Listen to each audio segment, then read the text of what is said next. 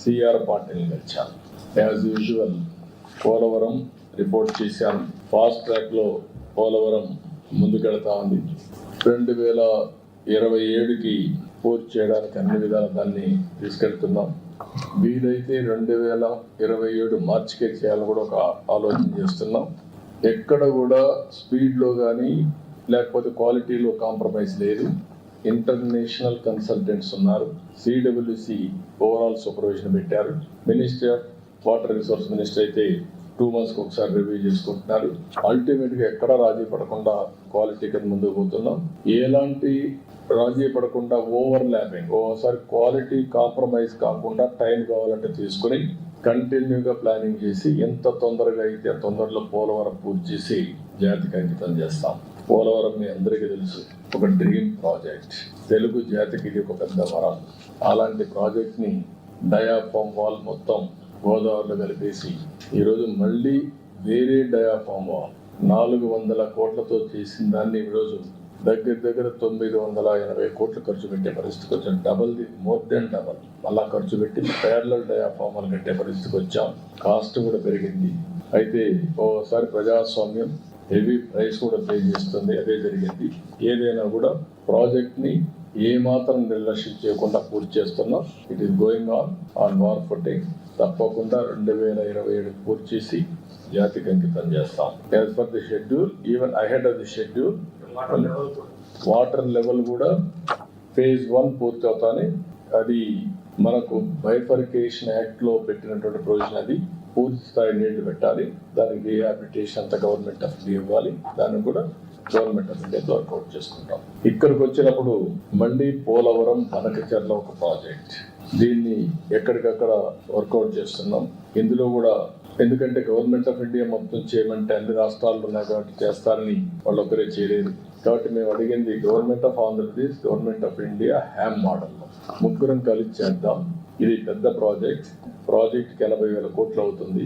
200 TMCF నీళ్లు divert చేయాలని, గోదావరి నుంచి నేరుగా బనకచెర్లకు 200 TMC నీళ్లు తీసుకుపోగలిగితే ఇట్ ఇస్ క్లీన్ చేంజర్. ఇందులో 3 బిట్లు ఉంటాయి. ఒకటి first Godavari Krishna, 2 Krishna to Nagarjunasagar right main canal. అక్కడ రిజర్వాయర్ కూడా వస్తుంది, బొల్లాపల్లి రిజర్వాయర్ వస్తుంది. అక్కడి నుంచి వెలుగొండ కూడా నీళ్ళు వెళ్ళే పరిస్థితి వస్తుంది గ్రావిటీతో. థర్డ్ బిట్ బొల్లాపల్లి నుంచి నాగార్జునసాగర్ రైట్ మెయిన్ కెనాల్ నుంచి Banakacherla, that is the gateway. అక్కడికి వెళ్తే ఆల్ రిజర్వాయర్స్ కి, ఆల్ కెనాల్స్ కి మనం కనెక్ట్ చేసే పరిస్థితి వస్తుంది. ఇన్క్లూడింగ్ సోమశిల, కందలే, తిరుపతి, బాలాజీ సాగర్ కూడా వచ్చే పరిస్థితి, రిజర్వాయర్కి వచ్చే పరిస్థితి వస్తుంది. ఇది మొత్తం కలిసి దగ్గర 80,000 కోట్ల రూపాయలు అవుతుంది.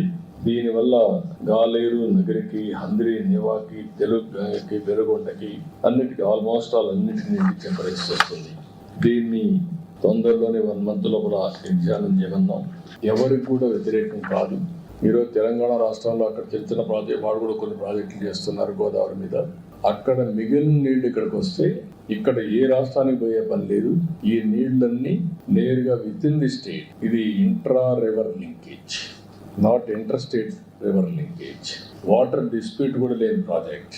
వేరే రాష్ట్రానికి అభ్యంతరం ఉండడానికి అవకాశం లేదు. ఎందుకంటే ఈ నీళ్ళని కిందికి వచ్చిన తర్వాత కిందన వచ్చిన నీళ్ళని, సముద్రంలో పోయే నీళ్ళని, మిగులు జలాల్ని ఆధారంగా చేసుకుని ఈ ప్రాజెక్ట్ కట్టుకుంటాం. దీనికి గవర్నమెంట్ ఆఫ్ ఇండియా పర్మిషన్ ఇస్తే ఇమీడియట్ వర్క్ స్టార్ట్ అవుతుంది. దీనికి కూడా వర్కౌట్ చేస్తున్నాం. గోదావరి జలాల్లో మిగులు జలాలు కాకుండా ఇప్పటికే గోదావరి జలాల పైనంతా కట్టారు. సౌత్ ఇండియాలో గోదావరి ఒకటే ఎక్కువ నీళ్ళు వచ్చే river. 100 years average 2000 TMC water సముద్రంలో పోయింది ఆవరేజ్. ఈరోజు తీసుకున్న నీళ్లు 200 TMC నీళ్లు, మిగులు జలాలు సముద్రంలో పోయే నీళ్ళని ఇక్కడ డైవర్ట్ చేసుకుంటున్నాం కరువు ప్రాంతానికి. కాబట్టి ఎవరికి అభ్యంతరం పర్లేదు. అందరితో మాట్లాడుతూ అందరినీ కన్విన్స్ చేస్తాం. అందరం కలిసి గోదావరి